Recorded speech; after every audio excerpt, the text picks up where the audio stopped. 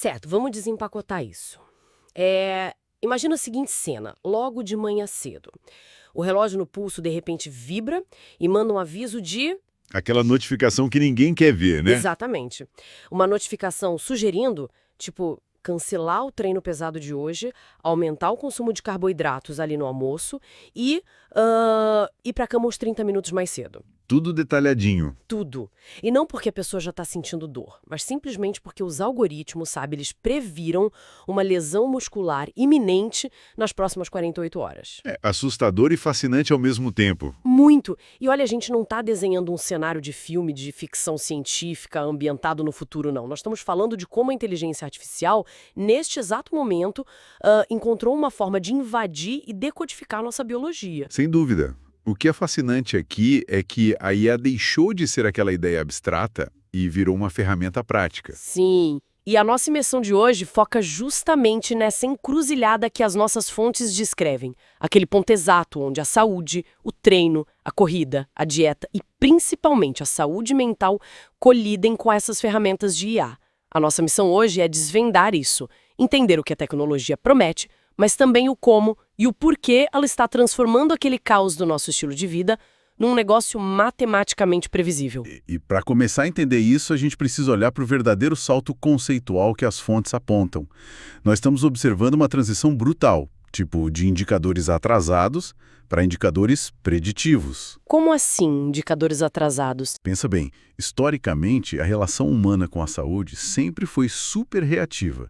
A gente só descobre que passou do limite do corpo quando a dor da lesão já se instalou. Quando o joelho já está doendo na corrida, né? Exato. Ou a gente só percebe que a dieta falhou quando aquele letargo terrível bate no meio da tarde, sabe? A inteligência artificial, ela inverte essa equação. Ela simplesmente não espera o corpo quebrar para avisar que tem algo errado. Ao analisar padrões que são invisíveis a olho nu, ela atua de forma totalmente proativa. Nossa, e essa proatividade muda completamente as regras do jogo do que a gente chama de lifestyle, né? Porque antigamente gerenciar um estilo de vida saudável era tipo dirigir uma rodovia com muita neblina. Uma ótima analogia. Dirigir às cegas. Pois é.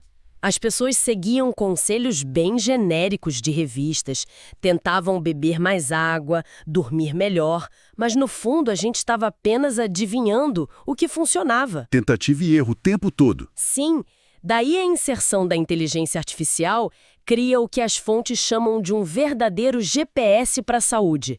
E não é um mapa estático, sabe? É um sistema que recalcula a rota metabolicamente. Exatamente. Se a pessoa teve, digamos, uma reunião estressante no trabalho que elevou muito o cortisol, o aplicativo já sabe. A rota de recuperação do final do dia já é alterada automaticamente. É bizarro. E o que sustenta esse GPS são métricas muito silenciosas, né? Porque a maioria de nós acredita que essas ferramentas avaliam só passos dados ou quantas calorias a gente queimou na esteira. O pessoal acha que é só um pedômetro glorificado. Mas, na realidade, os algoritmos atuais estão capturando coisas como a variabilidade da frequência cardíaca, a famosa VFC. Sim, a VFC. Que é super complexa de entender. Ela mede aquelas flutuações de milissegundos entre cada batimento do coração. E não para por aí. Eles monitoram a temperatura basal da pele durante a noite, os microdespertares, a saturação de oxigênio. Uma montanha de dados. Uma montanha. Quando esses milhares de pontos de dados se unem, a IA consegue enxergar o estado real do nosso sistema nervoso autônomo. Então, ela sabe se o corpo está em um estado crônico de lutar ou fugir, antes mesmo que a mente registre aquela sensação de estresse. Nossa, isso é muito louco. Mas aí, olha, quem está nos ouvindo agora provavelmente deve estar com um pensamento instintivo, né? Uma dúvida bem prática. Qual seria? Tenho tempo para cumprir os meus prazos no trabalho, mal tenho tempo para amarrar o tênis e dar uma volta no quarteirão. Como que eu vou ter tempo e energia mental para alimentar uma inteligência artificial com todos esses dados hipercomplexos da minha rotina? Ah, claro, parece que é mais uma tarefa na agenda. Sim, parece que a gente está adicionando mais uma camada de trabalho braçal num estilo de vida que já é exausto por natureza. Mas é aí que está a genialidade da fase atual dessas ferramentas. A resposta para isso é a coleta passiva de dados. Passiva? Passiva. O usuário não precisa abrir uma planilha do Excel e digitar o que está sentindo ou o que comeu. Os sensores nos dispositivos, quer sejam aqueles anéis inteligentes, relógios, ou até o sensor do smartphone que está no seu bolso, Aham. eles fazem todo o trabalho pesado em segundo plano. O processamento da IA pega esse volume massivo, gigantesco de informações biológicas e destila tudo numa única métrica que você pode usar de verdade.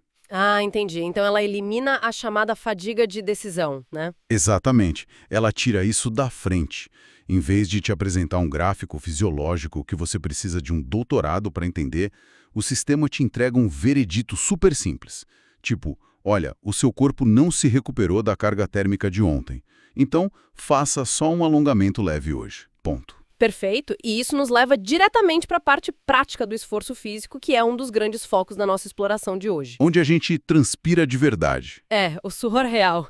Porque quando a gente sai da esfera abstrata ali do lifestyle, as notas que nós estamos analisando destacam um tripé físico muito, muito específico, que é o treino, a corrida e a dieta. Os 3 pilares fundamentais. Sim, e a forma como essas 3 engrenagens se conectam sob o comando dos dados, cara, é assustadora de tão precisa. Porque, pensa comigo, se a inteligência artificial consegue mapear o esgotamento antes dele acontecer, como é que ela orquestra, na prática, a biomecânica de uma corrida aliada com aquilo que a gente coloca no prato? É que a mágica acontece. A mágica da integração orgânica desses 3 fatores. Porque o corpo humano não funciona em compartimentos isolados, certo? Não dá para separar o músculo do estômago. Faz todo sentido. Então vamos olhar para o mecanismo prático disso. Digamos que o sistema detectou, lá através da análise da sua arquitetura do sono, que você não atingiu aqueles ciclos profundos de ondas lentas durante a noite. Aquele sono reparador que a gente quase nunca tem. Esse mesmo. Daí o algoritmo sabe, instantaneamente, que o seu sistema nervoso central está fadigado. E mais, ele sabe que as suas reservas de glicogênio muscular não foram totalmente repostas. Nossa. Consequentemente, a IA não vai sugerir aquele treino de tiro, aquela corrida de alta intensidade que estava na sua planilha original para hoje. Ela te segura. Ela te segura. Ela adapta a corrida para a chamada zona 2 de frequência cardíaca, focando mais numa resistência aeróbica leve, justamente para não sobrecarregar o corpo. E a dieta acompanha esse recálculo de rota também, né?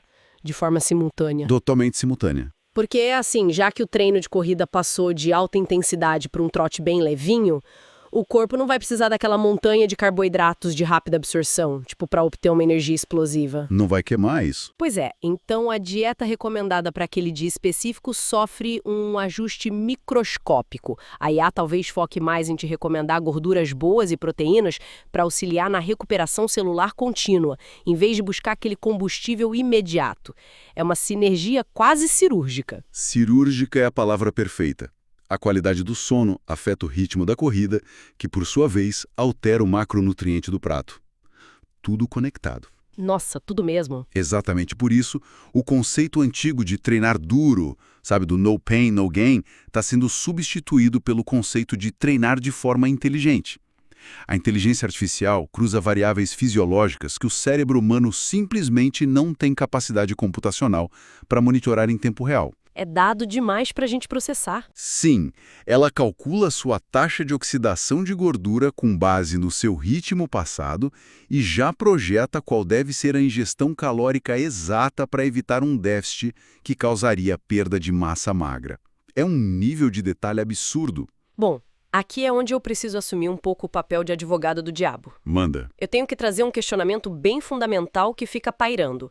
Nós estamos aqui construindo um cenário onde o algoritmo, a IA, dita o ritmo exato a cada quilômetro da corrida, a grama exata de proteína que vai na dieta e o momento exato de ir descansar. Se a gente entregar o volante da nossa biologia completamente para a máquina desse jeito, a gente não corre um risco enorme de terceirizar a nossa consciência corporal? É um perigo real. Nossa intuição humana sobre quando acelerar e quando frear é simplesmente descartada. Olha, esse risco da hiperdependência dos dados, ele existe sim.